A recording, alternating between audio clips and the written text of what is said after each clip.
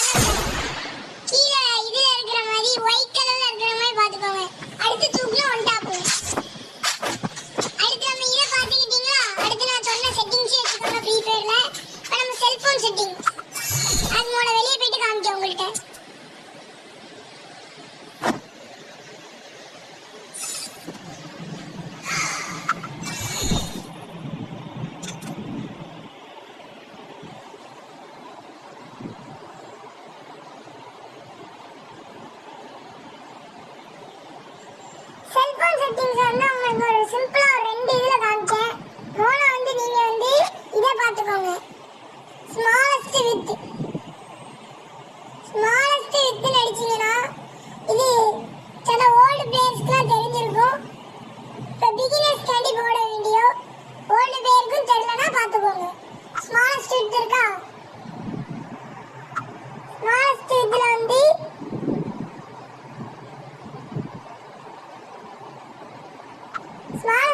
380 DP வச்சுக்கோங்க. நார்மலா 360 தான் இருக்கும் நம்ம செல்போன்ல.